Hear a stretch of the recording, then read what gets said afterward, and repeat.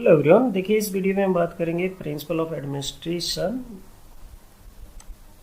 Given by Henri foil. Henry foil ने principle of administration की बात कही है, जिसमें इन्होंने लगभग 14 प्रिंसिपल दिए हैं। आइए इसको देखते हैं, देख लेते हैं इंट्रोडक्शन इसके। ये कहता है Henry foil says that principle of administration और मैनेजमेंट आर नॉट रिजिड, है ना। यानी जो एडमिनिस्ट्रेशन या मैनेजमेंट का जो प्रिंसिपल है वो रिजिड नहीं है, यानी इसमें फ्लेक्सिबिलिटी होनी चाहिए। But they must be capable of adaptation to various enterprises and setting, है ना। यानी हेनरी फॉयल का कहना है कि ये जो प्रिंसिपल है ये रिजिड नहीं होंगे, बल्कि इनमें इतनी कैपेबिलिटी होनी चाहिए कि ये अपने आप को अनुकूल कर सके या फ्लेक्सिबिलिटी दिखा सके to be fit into various enterprises और सेटिंग्स, यानी ऑर्गेनाइजेशन, है ना। फाइल गिव्स 14 प्रिंसिपल जो कि यहाँ दिया हुआ है, जिसकी चर्चा हम करने जा रहे हैं इस वीडियो में। तो ये काफ़ी इम्पोर्टेंट होने वाला है। ये जो लोग पब्लिक एडमिनिस्ट्रेशन में यूजी पीजी कर रहे हैं उनके लिए भी ये इम्पोर्टेंट है, और जो लोग यूजीसी नेट वगैरह की तैयारी कर रहे हैं, नेट वगैरह की जो तैयारी कर रहे हैं उनके लिए भी ये इम्पोर्टेंट होने वाला है। इसमें से पूछ दिया जाता है which of the following are the principle given by Henri Fayol for administration. तो देखिए पहला जो है इसमें डिवीजन ऑफ वर्क है। ये कहता है कि specialisation of labour produces more and better work with the same efforts, है ना।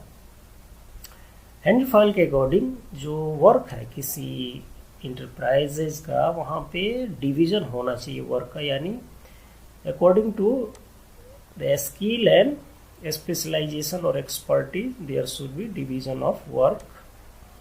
उसके बाद आता है अथॉरिटी एंड रिस्पॉन्सिबिलिटी। कहता है authority should be commensurate with responsibility.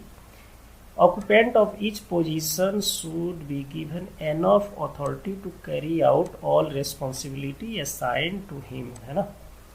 इसका कहने का मतलब है कि मान लीजिए कोई पर्सन है, उसको इतनी अथॉरिटी होनी चाहिए जिससे वो उसको जो काम असाइन है उसको वो फुल्ली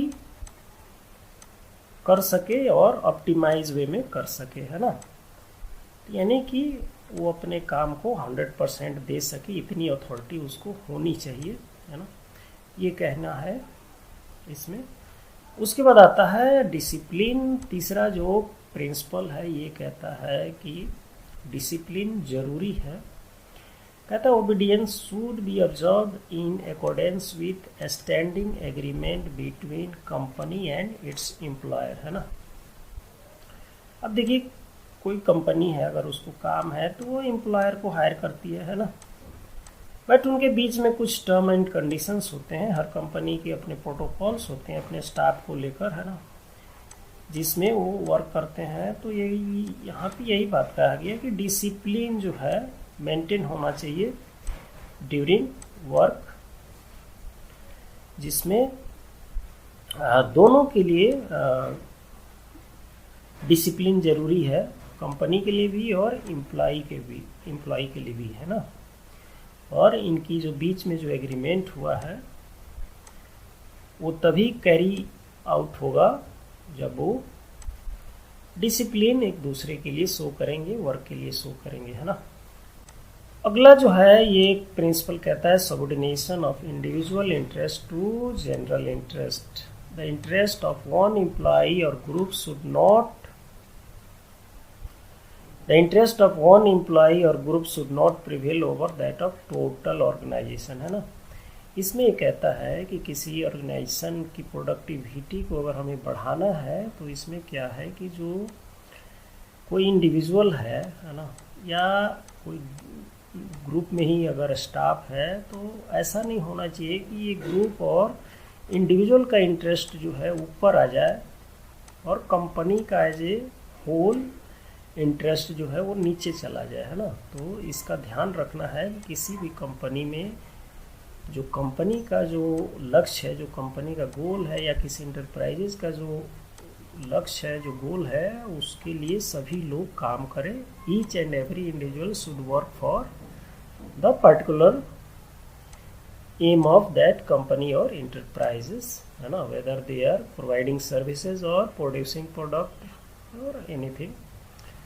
उसके बाद आता है यूनिटी ऑफ कमांड. फॉर कहता है for any action an employees should have only one boss, है ना.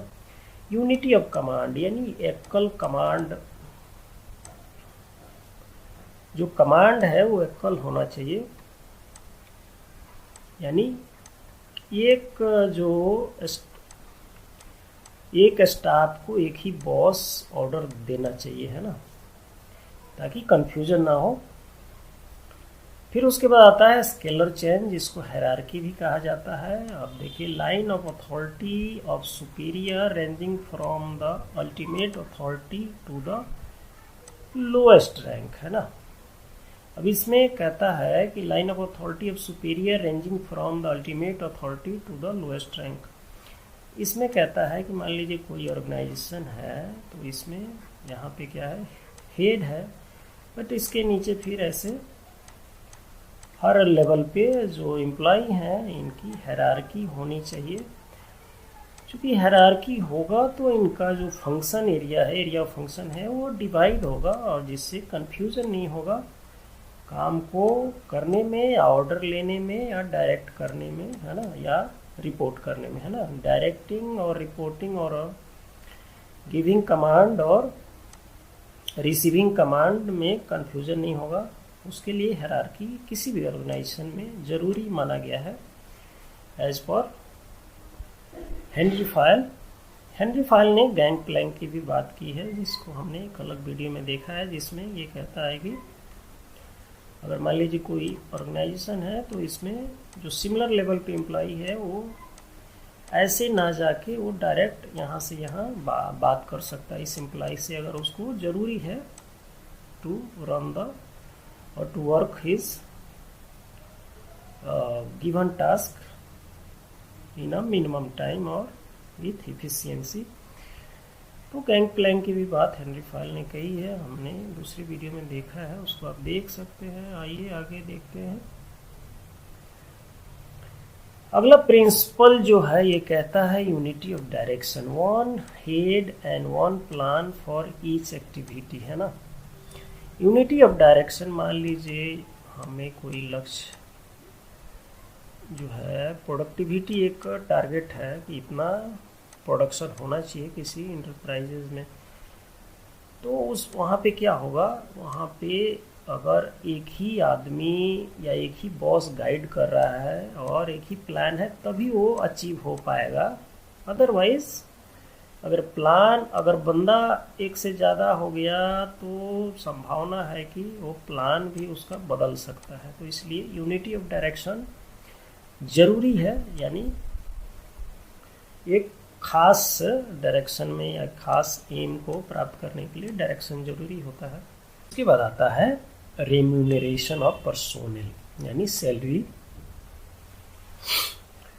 वगैरह की बात कही गई है. देखिए यहाँ पे कहता है the remuneration paid for the services render should be fair and afford satisfaction to both employer and employee, है ना. इस लाइन का कहने का मतलब है कि मान लीजिए आप सैलरी दे रहे हैं, तो ये सैलरी ऐसी होनी चाहिए कि एम्प्लॉयर एंड एम्प्लॉय दोनों के लिए एक सेटिस्फेक्शन दे, है ना.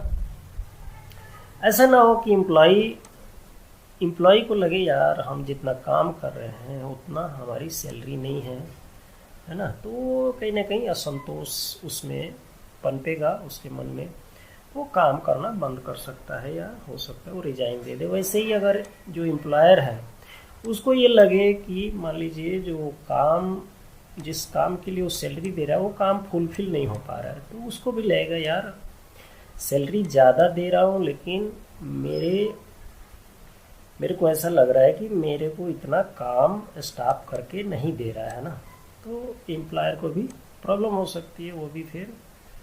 तो ये ऐसा नहीं होना चाहिए, क्योंकि इससे भी कहीं ना कहीं प्रोडक्टिविटी हैम्पर होगी और इंटरप्राइजेस या कोई ऑर्गेनाइजेशन है तो वहाँ पे काम रुक सकता है या दिक्कत आ सकती है. कोऑर्डिनेशन और हार्मोनी डिस्ट्रॉय हो सकता है। उसके बाद कहता है सेंट्रलाइजेशन की बात है इसमें। तो सेंट्रलाइजेशन में कहता है कि degree of initiative left to the manager varies depending upon the top manager, subordinate and business conditions, है ना। इसमें कहता है कि degree of initiative left to the manager varies depending on the manager, subordinate and business conditions. इस line का कहने का मतलब है कि जो मैनेजर है उसके पास जो डिसीजन लेने की जो अथॉरिटी है वो निर्भर करता है कि वो कितना कैपेबल है ना, मैनेजर कितना कैपेबल है, सबऑर्डिनेट कैसे हैं, और फिर जो कंडीशंस है वर्क करने का, या जो वर्किंग कंडीशन या जिसको बिजनेस कंडीशंस भी बोल सकते हैं हम, वो कैसा है ना। अगर कंड्यूसिव है तो कम मैनेजर पे कम लोड पड़ेगा, उसको ज़्यादा वो नहीं करना पड़ेगा। अगर स्टाफ कैपेबल है तो हो सकता है कि मैनेजर को उतना इंटरफेयर ना करना पड़े, है ना। और फिर अगर मैनेजर इतना कैपेबल है कि वो एक ही बार में स्टाफ को कन्वे कर देता है कि व्हाट हैव टू डू, है ना। Principle is stability of tenure of personnel. Suitable conditions should be created to minimize the turnover of the employee. According to Henry Fayol, किसी भी इंटरप्राइजेज या किसी भी एडमिनिस्ट्रेशन में जो कंडीशन है वो सुटेबल होना चाहिए, सो दैट जो एम्प्लॉई है वो रिजाइन ना करे या क्विट ना करे अपना जॉब। अगला है ऑर्डर यानी placement. Once the basic job structure has been devised and the personnel to fill the various slots have been selected, each employee occupy that job wherein he or she can render the most effective services, है ना। इसमें कहता है कि जो employee हैं, मान लीजिए 1 2 3, है ना, इस टाइप से जो एम्प्लॉई किसी ऑर्गेनाइजेशन काम कर रहे हैं तो वो उनका जो लोकेशन है वो काफ़ी ऑर्डरली मैनर में होना चाहिए, या एक बोलते ना वेल प्लेस्ड होना चाहिए सारे employee, so that they can perform their job और render their services most effectively, है ना।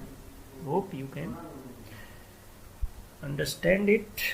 Now the next is equity. कहता है for the personnel to be encourage to fulfil their duty with devotion and loyalty, there must be equity based on kindness and justice in the employer-employee relation, है ना। Equity का मतलब है कि मान लीजिए जितने भी एम्प्लॉई हैं उनके साथ किसी टाइप का डिस्क्रिमिनेशन नहीं होना चाहिए, है ना, और सबके साथ जस्टिस और काइंडनेस के साथ उनको ट्रीट किया जाना चाहिए। अगला है एस्प्रिट दे कॉर्प्स, है ना। एस्प्रिट दे कॉर्प्स इसका मतलब होता है हार्मोनी। एक्चुअली ये टर्म जो है फ्रेंच टर्म है ना। जैसा कि हम जानते हैं हेनरी फायल ने जो ये चीज़ें लिखी थी वो फ्रेंच में लिखी थी, बाद में उसको ट्रांसलेट किया गया था। कहता है harmony union among the personnel of an organisation is a source of great strength in organisation, है ना। परिवार हो चाहे कोई भी संगठन हो, उसमें अगर हार्मोनी है ना, डिफरेंट ऑर्गन के बीच में या लोगों के बीच में, तभी उसमें स्ट्रेंथ आता है। उसके बाद आता है इनिशिएटिव, है ना। कहता है ability to think of fresh would act as a powerful motivator of human behaviour, है ना। इसका मतलब ये है वो लोग वहाँ काम कर रहे हैं उसमें ये एक्सपेक्ट किया जाता है, खासकर जो लोग अथॉरिटी में हैं, कि वो नई नई चीज़ों को ईजाद करें या नए नए आइडियाज़ लेके आए, जिससे लोगों का इंटरेस्ट, जो एम्प्लॉई हैं उनका इंटरेस्ट बना रहे, है ना, और ऑर्गेनाइजेशन की प्रोडक्टिविटी और सर्विस की इफेक्टिबिलिटी को भी वो इन्हांस करने में मदद करे, नए नए आइडियाज़ वगैरह, है ना। तो यही बात है इनिशिएटिव लेने की। हालांकि ये होता है लेकिन जहाँ पे नहीं होता वहाँ पे दिक्कत आती है और एम्प्लॉय जो है स्टेगनेंट हो जाते हैं, उनको फिर बोरिंग फील होता है इस वजह से। So this is all about Henry file principle of administration, जिसमें हेनरी फायल ने जो बात की है 14 प्रिंसिपल की बात की है, जिसको हम समराइज कर देते हैं फटाफट। देखिए 14 प्रिंसिपल कौन कौन से हैं। Division of work, authority and responsibility, discipline, subordination of individual interest to general interest, unity of command, scalar chain जिसको हायरार्की भी कहा जाता है, unity of direction, remuneration of personnel यानी सैलरी वगैरह, और फिर उसके बाद सेंट्रलाइजेशन, जिसमें सेंट्रलाइजेशन का मतलब है कि जो हेड है यानी बॉस है उसके पास कितनी डिग्री ऑफ पावर है या इनिशिएटिव लेने की अथॉरिटी है। Stability of tenure of personnel यानी जो लोग वहाँ काम कर रहे हैं उनका जॉब कितने दिनों की है यानी स्टेबल होना चाहिए। ऑर्डर यानी प्लेसमेंट यानी सही एम्प्लॉय सही प्लेस पे है कि नहीं, उसको जो एलोकेट किया गया उसके ड्यूटी उसके स्किल के अकॉर्डिंग है कि नहीं। इक्विटी यानी जस्ट है कि नहीं सभी एम्प्लॉय के साथ, है ना, सभी एम्प्लॉय को इक्वल तरीके से यानी जस्टिस के साथ उनको ट्रीट किया जाता है कि नहीं। स्पिरिट द कॉर्प यानी हारमोनी होना चाहिए। उसके बाद इनिशिएटिव यानी नए नए चीज़ों को यानी नए आइडियाज़ को लाने की या नए इनिशिएटिव लेने की क्षमता होनी चाहिए, जो कि ऑर्गेनाइजेशन के प्रोडक्टिविटी और इन्वायरमेंट को हमेशा पॉजिटिव रखे और प्रोडक्टिविटी बनी रहे। Thanks for watching. चैनल को सब्सक्राइब कीजिए so that you can get next video and any update on time. So thank you.